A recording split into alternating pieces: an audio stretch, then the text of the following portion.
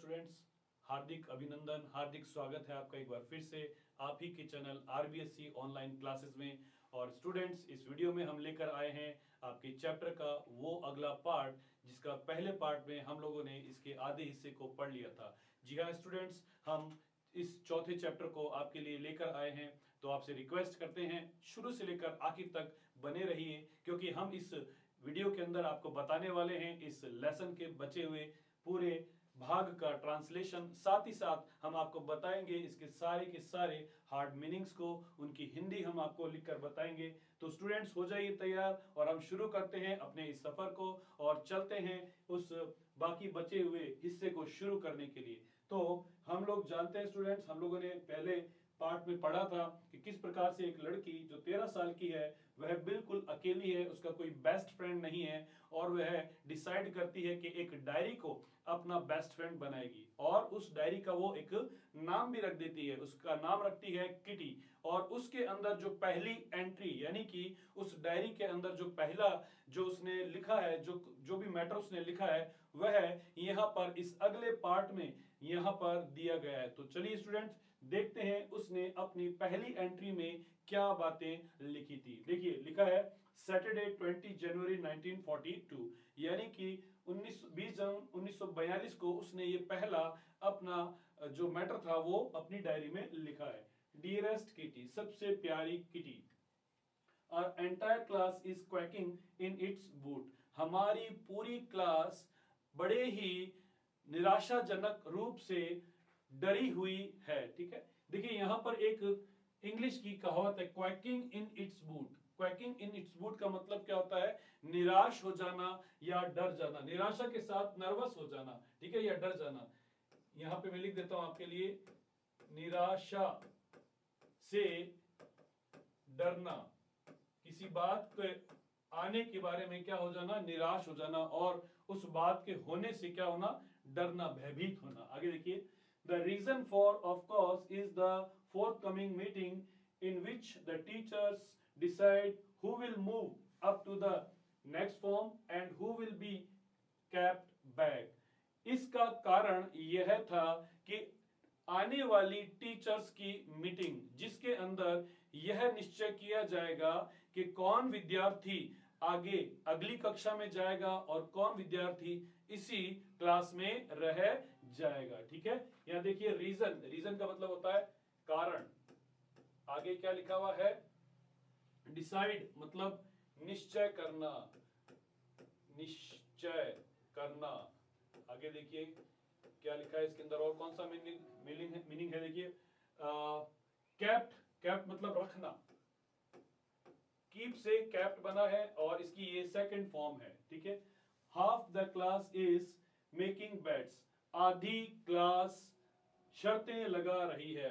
Bets का मतलब होता है शर्त, यहां पर मैं आपके लिए लिख देता हूं इसको, शर्त। ठीक है, GN and I laugh ourselves silly at the two boys behind us। अब यहां पर उसने अपनी फ्रेंड का नाम लिखा है शॉर्ट में GN, उसकी फ्रेंड का नाम है, उसकी सहेली का नाम है। GN और मैं हमारे पीछे बैठने वाले दो लड़कों के ऊपर, दो मूर्ख लड़कों के ऊपर क्या कर रहे हैं? हंसते हैं। ठीक है, यहां पर लिखा देखिए सिली, सिली का मतलब है मूर्ख या बेवकूफ। ठीक है, पीछे बैठे थे लड़के उनकी क्लास में, उनके ऊपर वो हंस रही है।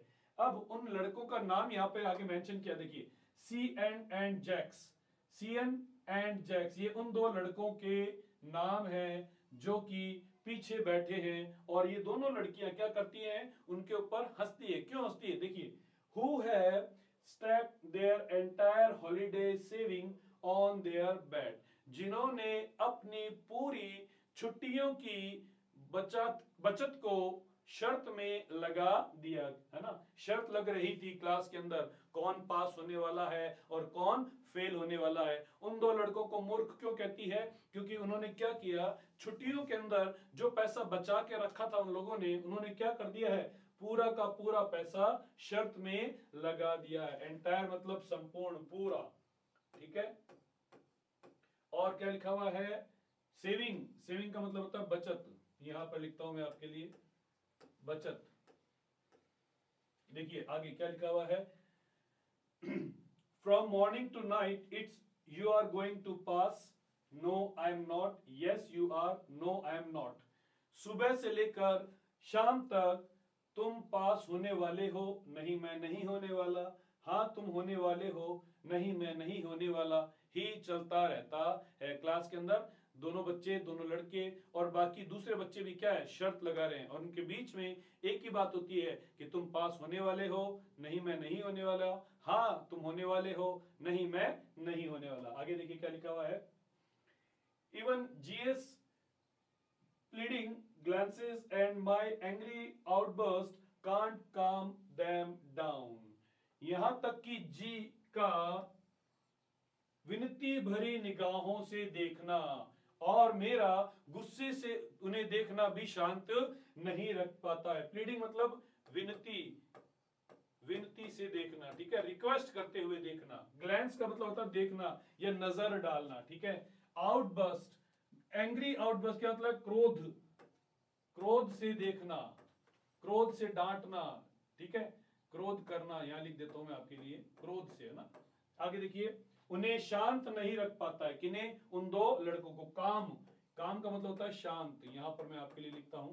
नेक्स्ट देखिए क्या लिखा हुआ है, if you are ask me, अगर आप मुझसे पूछें, there are so many dummies that about a quarter of the class should be kept back. अगर आप मुझसे पूछे तो क्लास में लगभग एक चौथाई ऐसे बेवकूफ हैं जिन्हें इसी क्लास में रखना चाहिए, यानी उन्हें पास नहीं करना चाहिए। डमीज का मतलब होता है बेवकूफ, ठीक है, बेवकूफ या मूर्ख, ठीक है। और क्वार्टर मतलब होता है चौथाई, एक क्वार्टर मतलब चौथाई, 1/4 जिसे हम लोग कह देते हैं। आगे देखिए क्या लिखा है, but teachers are the most unpredictable creatures on earth. लेकिन इस धरती पर जो अध्यापक है वह सबसे अनप्रिडिक्टेबल जीव होते हैं। अनप्रिडिक्टेबल जिसके बारे में कोई अनुमान ना लगाया जा सके, ठीक है, जिसका अनुमान ना लगाया जा सके। मैं यहां लिखता हूं आपके लिए, जिसका अनुमान न लगाया जा सके, न लग सके, ठीक है, यहां हुआ अनप्रिडिक्टेबल। और क्रीचर का मतलब है जीव, यहां पर आपके लिए लिख देता हूं मैं, ये देखिए, और फटाफट से आप कीजिए इसको नोट डाउन, ताकि इसका स्क्रीनशॉट ले लीजिए और ताकि हम लोग अगला पैराग्राफ को शुरू कर सकें। चलिए शुरू कीजिए, नेक्स्ट बढ़ते हैं आगे। और देखिए अगला पैराग्राफ अब आपके सामने आपकी स्क्रीन के ऊपर है, यहां पर हम लोग इससे शुरू करते हैं। लिखा है, आई am not so worried about my girlfriends and my self. मैं अपनी सहेलियों और मेरे बारे में चिंतित नहीं थी। वरीड, वरीड का मतलब होता है चिंतित। यहां पर आपके लिए लिख दिया गया है, मीनिंग को आप नोट कर सकते हैं। वी विल मेक इट, हम पास हो जाएंगे। The only subject I am not sure about is maths. केवल जिस विषय के बारे में मैं श्योर नहीं थी वह मैथ्स थी, वह गणित थी, यानी कि वो गणित में क्या थी, कमजोर थी। Anyway all we can do is wait, फिर भी हम तो केवल वेट ही कर सकते थे। Until then we keep telling each other not to lose heart.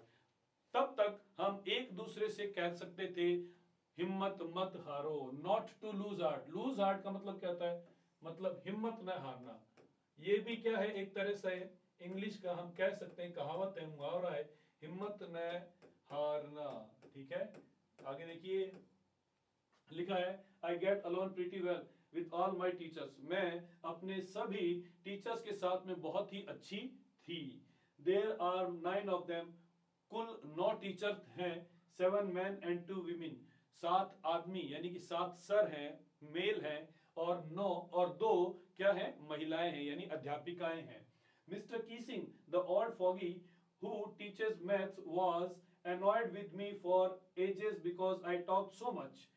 Mister Keesing जो कि एक पुराने तौर तरीकों वाले अध्यापक हैं, वह मुझसे नाराज थे, बहुत लंबे समय से नाराज थे, क्योंकि मैं उनकी क्लास में बहुत बोलती थी। ये देखिए इसका मतलब होता है पुराने विचारों वाला, पुराने विचारधारा या विचारों वाला। आगे देखिए और कौन सा है, यहां लिखा है एनॉयड। एनॉयड का मतलब होता है नाराज, सेकंड फॉर्म है यहाँ पे ये इसकी। आगे देखिए, आगे देखते हैं हम लोग। आफ्टर सेवरल वार्निंग्स, बहुत सी चेतावनियों के बाद, ही असाइन मी एक्स्ट्रा होमवर्क, उन्होंने मुझे अतिरिक्त होमवर्क करने के लिए दे दिया। सेवरल मतलब होता है बहुत सी, बहुत, ठीक है। देखिए आगे, एन ऐसे ऑन द सब्जेक्ट, एक ऐसे दिया गया जिसका सब्जेक्ट था, क्या क्या सब्जेक्ट था? अ चैटरबॉक्स, यानी कि एक बातूनी। चैटरबॉक्स मतलब होता है बातूनी, जो बहुत ज्यादा बातें करता है, उसे चैटरबॉक्स कहते हैं, ठीक है। टीचर ने नाराज होकर एक एक्स्ट्रा होमवर्क दिया है, एक्स्ट्रा काम करने के लिए दिया है। और काम क्या है? एक ऐसे लिखना है ना, एक ऐसे लिखना है, एक लेख लिखना है। और लेख का विषय क्या है? ए चैटरबॉक्स, एक बातूनी, ठीक है। ए चैटरबॉक्स, अब ये यहाँ पर देखिए बता रही है ए चैटरबॉक्स, यानी उसे आश्चर्य हो रहा है, वो भी समझ नहीं पा रही है। फिर क्या कहती है? What can you write about that, तुम इसके बारे में क्या लिख सकते हो? I would worry about that letter, इसके बारे में मैं बाद में चिंता करूंगी, है ना। जैसे उसे टीचर ने एक विषय दिया, उसके माइंड में क्या थॉट आता है कि मैं इसके बारे में बाद में सोचूंगी। लेटर मतलब होता है बाद में, मैं यहां लिखता हूं आपके लिए बाद में, ठीक है। देखिए आगे, आई डिसाइडेड, मैंने निश्चय किया। आई jotted down the title in my notebook, मैंने इस शीर्षक को, टाइटल मतलब होता है शीर्षक। आगे देखिए और क्या लिखा हुआ है? जॉटेड डाउन, ठीक है। जॉटेड डाउन मतलब होता है जल्दबाजी में लिखना, जल्दी जल्दी लिखना, जल्दी लिखना, यानी बिना सोचे समझे हम जब लिख लेते हैं उसके बारे, उसे कहते हैं जॉट डाउन, ठीक है। आगे देखिए, टक इट इन माई बैग, इसे मैंने अपनी बैग में डाल दिया। किसे डाल दिया? कॉपी को, नोटबुक को। And try to keep quiet, और मैंने शांत रहने की कोशिश की, ठीक है। टक मतलब होता है डाल देना, बैग में रख लेना, यानी रख लेना, ठीक है, रख लेना। सेकंड फॉर्म है ये। आगे देखो क्या लिखा है। तो सबसे पहले तो आप इसका एक स्क्रीनशॉट लें ताकि ये सारे वर्ड मीनिंग्स आपको याद रह सकें। और फिर हम बढ़ते हैं अगले पैराग्राफ के आगे, क्या लिखा है उसके अंदर, उस पैसेज में, उस ऐसे में वो लड़की क्या लिखेगी। चलिए देखते हैं, इसके अंदर हम बढ़ते हैं। चलिए आगे, नेक्स्ट लिखा है, that evening after I would finish the rest of my homework, the note about the essay caught my eyes. उस शाम जब मैंने अपना बाकी का होमवर्क खत्म कर लिया, तब मेरा ध्यान उस ऐसे के ऊपर गया। रेस्ट का मतलब होता है शेष, यानी कि बाकी, ठीक है, शेष। आगे देखिए क्या लिखा हुआ है। I began thinking about the subject while chewing the tip of my fountain pen. मैं इस सब्जेक्ट के बारे में, मैंने इस सब्जेक्ट के बारे में सोचना शुरू किया जबकि मैं अपने फाउंटेन पेन की टिप को चबा रही थी। टिप का मतलब ऊपरी छोर को, ठीक है, चबा रही थी। बिगेन मतलब शुरू किया, यहां लिख देता हूं मैं आपके लिए, शुरू किया। आगे देखिए क्या लिखा हुआ है। च्यूइंग मतलब होता है चबाना, चबाना।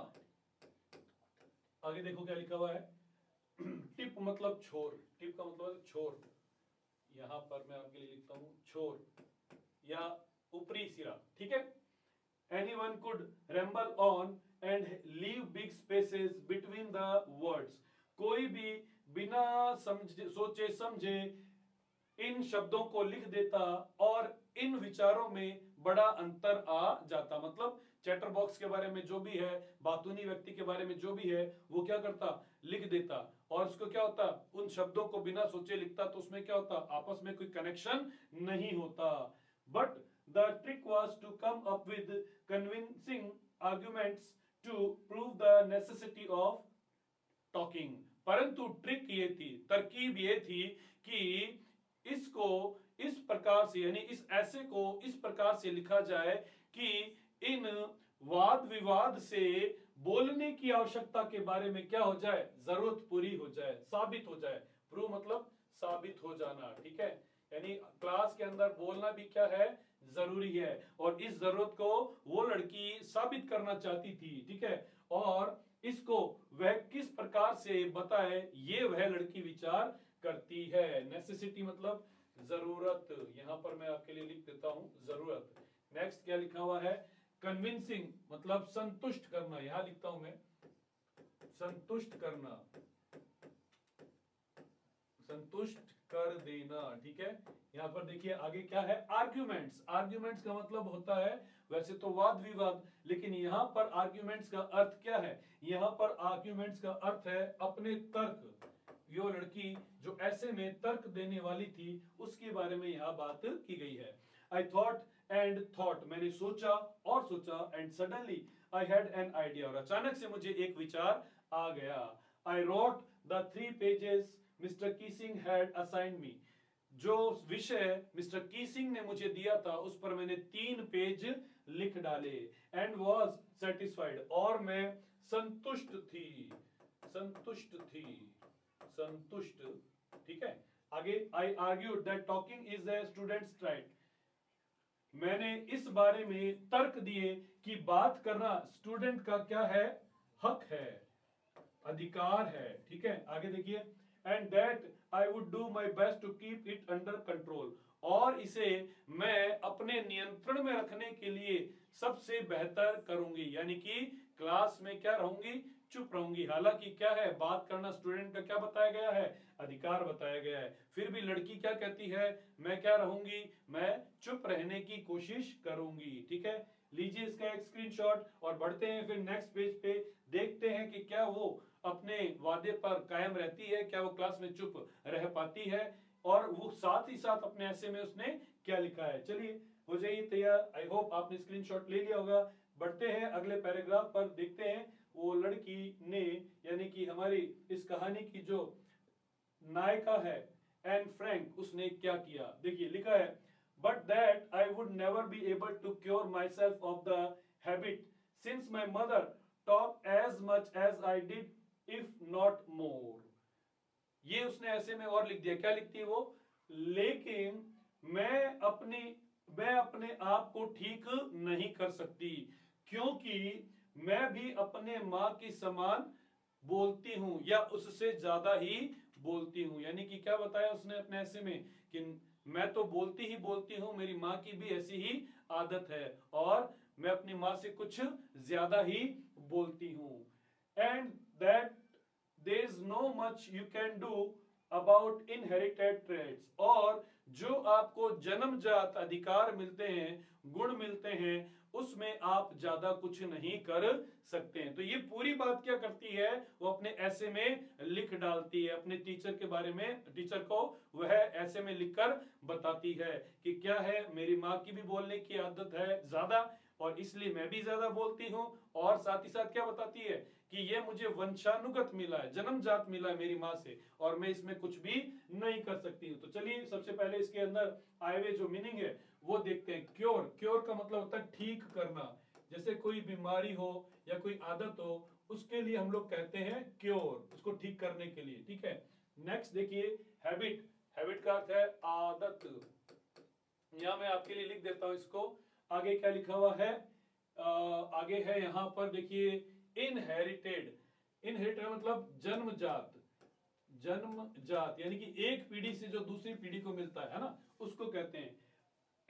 ट्रेड्स का मतलब होता है, यहां पर इसका अर्थ है गुण या जो आदतें हैं या जो व्यवहार है उसके बारे में यहां पर ट्रेड्स को कहा गया है। देखिए आगे क्या लिखा है, Mr Keesing had a good laugh at my arguments, Mr Keesing ने मेरे तर्कों के ऊपर बहुत हंसा, मतलब उनको बहुत हंसी आई जब उन्होंने ये बातें पढ़ी हैं। But when I proceeded to talk my way through the next lesson, लेकिन जब मैं अगले लेसन के दौरान अपने आदत के अनुसार बात करने लगी, ही असाइंड मी अ सेकंड ऐसे, तो उन्होंने मुझे एक और ऐसे लिखने के लिए दे दिया। वो बातें कब कर रही है, जब कोई टीचर पढ़ा रहा है, जब क्लास में टीचर लेसन पढ़ा रहा है तब वो बीच में बोलती है और ये बात टीचर को पसंद नहीं आती और वो पनिशमेंट के रूप में क्या करता है, उसे एक और होमवर्क करने के लिए दे देता है। प्रोसीडेड मतलब होता है आगे बढ़ना, ठीक है, आगे बढ़ना, यानी वो किस लिए आगे बढ़ रही थी,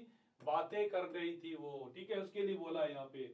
आगे देखिए, this time it was suppose to be on an incorrigible chatterbox, इस बार इस ऐसे का विषय था एक ऐसा चैटर बॉक्स, एक ऐसा बातूनी जिसे सुधारा न जा सके। इनकॉग्रेबल का मतलब होता है जिसे न सुधारा जा सके, न सुधारा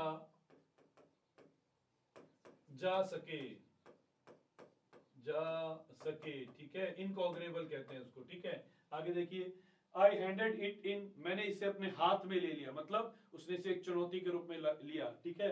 and Mr Keesing had nothing to complain about for 2 whole lessons, और मिस्टर कीसिंग के पास 2 लेसन तक शिकायत करने के लिए कुछ भी नहीं था, ठीक है। होल का मतलब होता है पूरा, होल का मतलब होता है पूरा, संपूर्ण, ठीक है। और कंप्लेन का मतलब होता है शिकायत। यहां पर देखते हैं शिकायत, वर्ड लिख देता हूं मैं आपके लिए, ठीक है। तो 2 लेसन तक वो क्या रहती है, चुप रहती है क्लास में, और जब वो चुप रहती है तो टीचर भी क्या करते हैं, कोई कंप्लेन नहीं करते, कोई शिकायत नहीं करते हैं।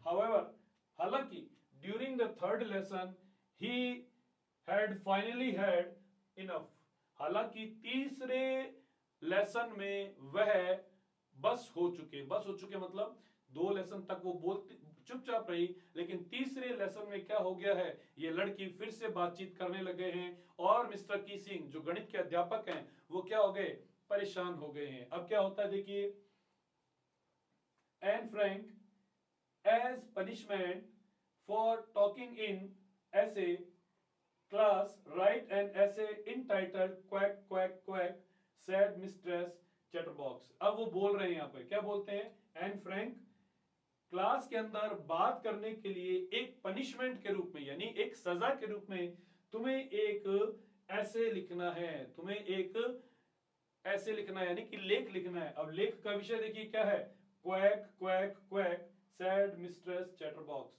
क्वैक क्वैक क्वैक ये क्या है, बतख के बोलने की आवाज होती है।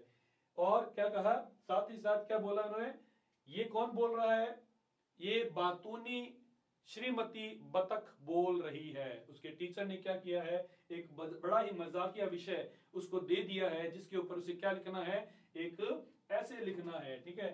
तो यहां पर तीसरा विषय से मिल गया, एक ही विषय से जुड़ा हुआ तीसरा विषय मिल गया है, जिस पे उसे क्या लिखना है, ऐसे लिखना है। चलिए इसका ले लीजिए स्क्रीनशॉट और देखते हैं अपने तीसरे ऐसे के अंदर वो क्या लिखती है और किस प्रकार से वह इसको पूरा करती है। चलिए बढ़ते हैं आगे और देखते हैं नेक्स्ट पेज के ऊपर क्या लिखा है, उसने लड़की ने अपनी क्लास के अंदर क्या लिखा। देखिए नेक्स्ट यहां पर लिखा है, द क्लास रोड, यानी क्लास ठहाका मारकर हंस पड़ी। रोड शब्द किससे बना है, रोर से, ROAR, रोर। रोर का मतलब क्या होता है, दहाड़ना, लेकिन क्लास दहाड़ती नहीं है, क्लास क्या करती है, शोर मचाती है।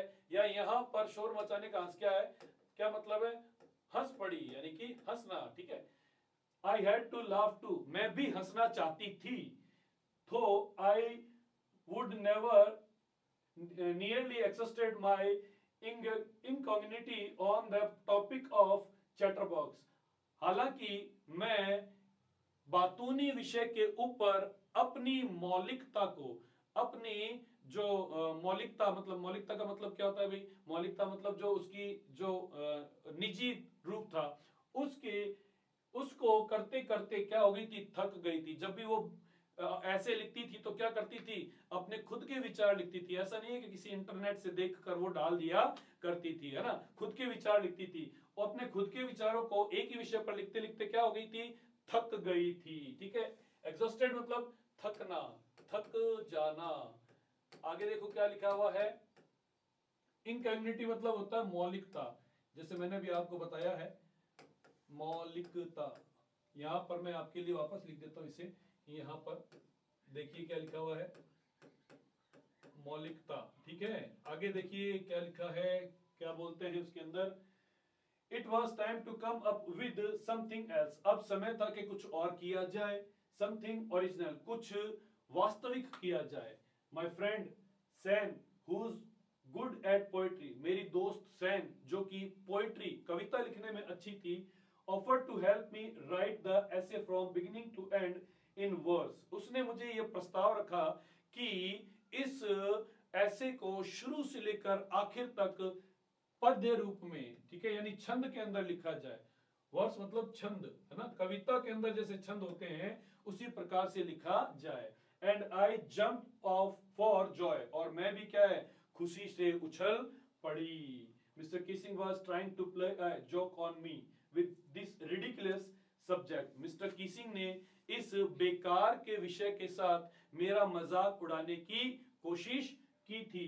But I would make sure the joke was on him, लेकिन मैं इस बात को पक्का कर दूंगी कि मजाक उन्हीं का बने। यानी लड़की ने क्या डिसाइड कर लिया कि जो जिस टीचर ने उसका मजाक उड़ाने की कोशिश की है वो कविता लिखेगी, और इस कविता को इस प्रकार से लिखेगी कि टीचर का ही क्या हो जाएगा, मजाक बन जाएगा। ठीक है, चलिए देखिए कविता में उसने क्या लिखा, देखते हैं।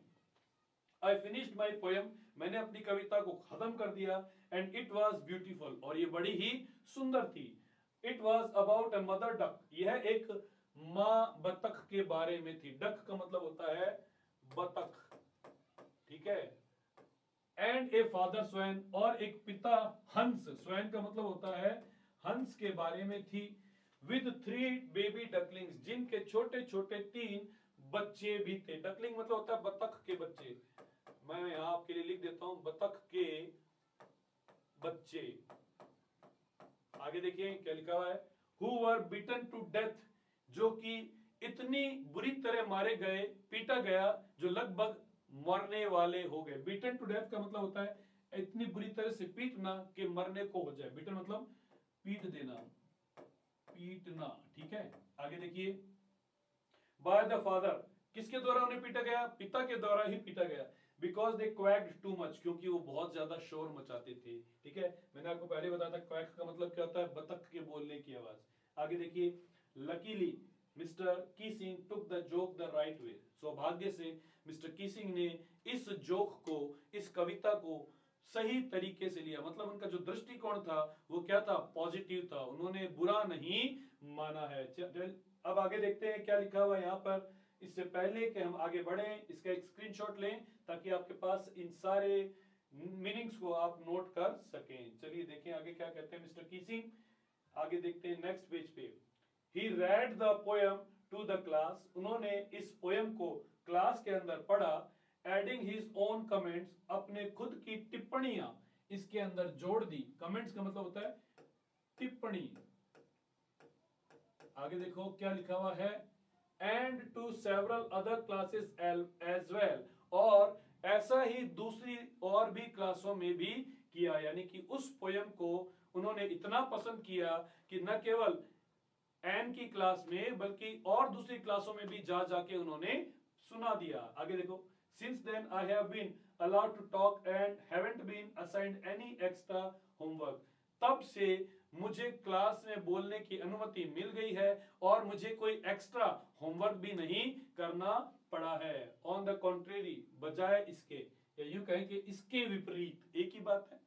Mister Keesing's always making jokes these days, Mr Keesing इन दिनों हमेशा मजाक किया करते रहते हैं। योर्स एन, यानी कि तुम्हारी एन, ये पहले दिन की एंट्री उसने लिखी है।